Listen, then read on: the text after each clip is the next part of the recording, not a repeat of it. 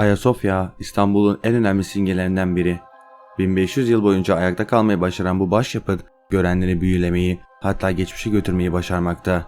Ancak bu başyapıt çok beğeniliyor olsa da Ayasofya'nın tarihi hakkında pek çok şey bilmiyoruz. Bu yüzden geçmişten günümüze Ayasofya tarihiyle ilgili bilmemiz gereken her şeyi size aktarmaya çalışacağım. Ben Berkay Atlas. Yeni bir hikaye başlıyor.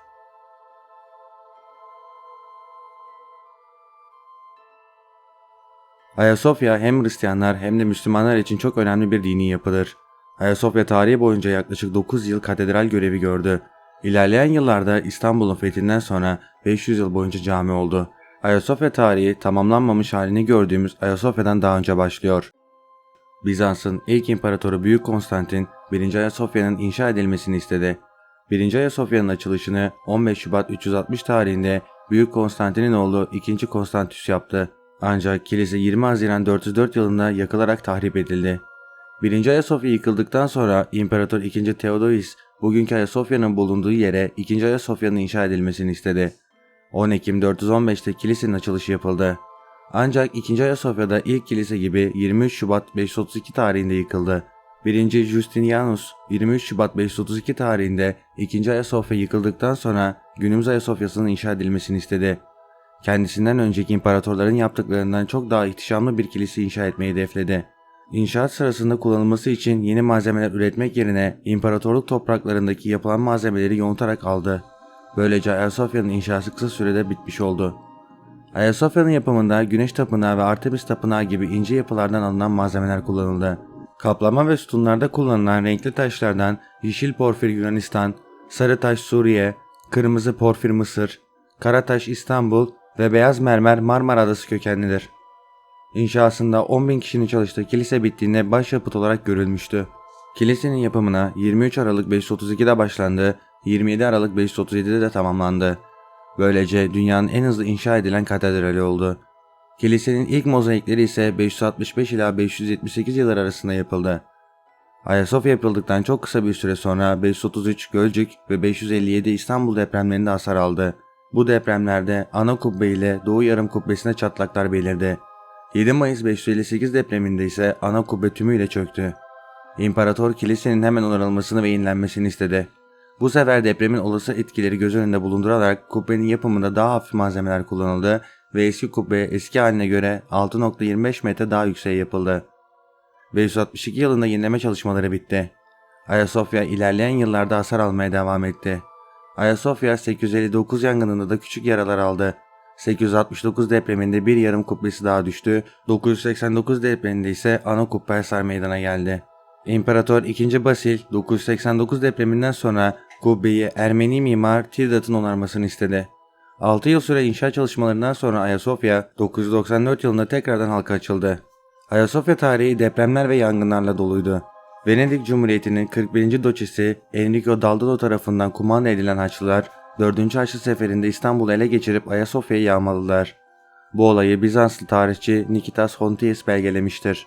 Ayasofya'dan Meryem'in sütü, İsa'nın sarıldığı bez olan Tario kefeni, İsa'nın mezar taşından bir parça ve değerli eşyalar çalmıştı. Bu istirada Ayasofya Roma Katolik Kilisesi'ne bağlandı. Bununla birlikte Latin İmparatoru 1. Baudin 1204 yılında imparatorluk tacını Ayasofya'da giydi. Ayasofya tarihi sadece doğal afetlerle değil acımasız istilalar da gördü. Bizanslar 1261 yılında Ayasofya'nın kontrolünü geri almaya başardı ancak olan olmuştu. Ayasofya tarihi yok olmak üzereydi. İmparator II. Andronikos 1317 yılında eşinin mirasını kullanarak binanın doğu ve kuzey taraflarına 4 tane istat duvarı yaptırdı. 1344 depreminde ve 1346 yılında yapının farklı yerlerinde çökme yaşandı. Kilise 1354 yılına kadar kapalı kaldı. Aynı yıl restorasyon çalışmaları yapılmaya başlandı. Ayasofya 1453 yılında Fatih Sultan Mehmet'in İstanbul'u fethetmesinden sonra camiye dönüştürülmüştü. Ayasofya o sıralar harap olmuş bir haldeydi. Fatih Sultan Mehmet Ayasofya'nın temizlenmesi ve camiye dönüştürülmesini emretti. Caminin ilk minaresi Fatih Sultan Mehmet döneminde tuğla kullanarak yapıldı. Diğer bir minareyi ise 2. Beyazıt yaptırdı. Kanuni Sultan Süleyman ise 16. yüzyılda fethetmiş olduğu Macaristan'dan 2 dev kandil getirdi. Bu kandillerin mihrabın 2 yanında da hala durmaktadır. Ayasofya tarihi boyunca sayısız onarım ve restorasyon çalışmaları gördü. II. Selim zamanında cami yapısal olarak dayanıksız bir hal aldı. O yıllarda dünyanın ilk deprem mühendislerinden biri sayılan Osmanlı baş mimar Mimar Sinan camiye dış istinat yapıları ekledi ve sağlamlaştırdı.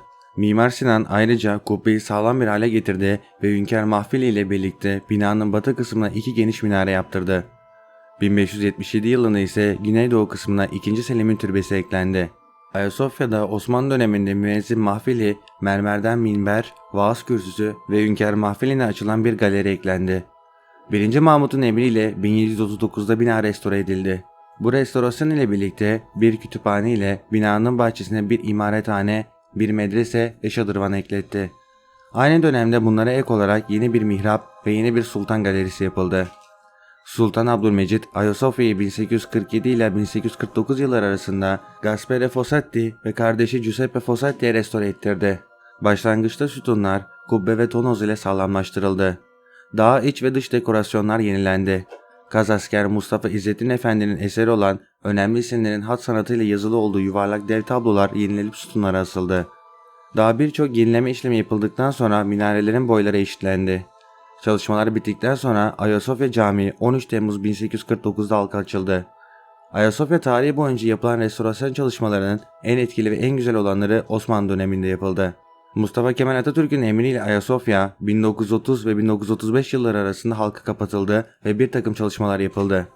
Yenileme çalışmaları sırasında Ayasofya'nın tekrardan kiliseye dönüştürülmesi istendi ancak bölgedeki Hristiyan popülasyonunun az olması bu ihtimali ortadan kaldırdı.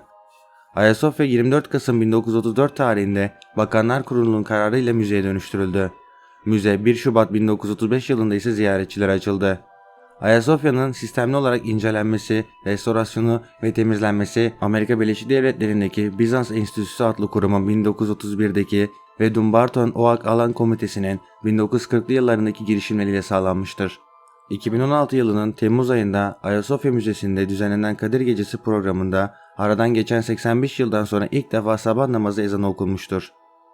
Ayasofya tarihi boyunca hem kilise, hem cami, hem de müze oldu. Birçok farklı ırk ve 2 ayrı dine ev sahipliği yaptı. Böylece Ayasofya tarihi ve ihtişamı ile herkesi büyülemeyi başardı. Ben Berkay Atlas. Videoyu beğendiyseniz kanala abone olmayı ve bildirim çanını açmayı unutmayın.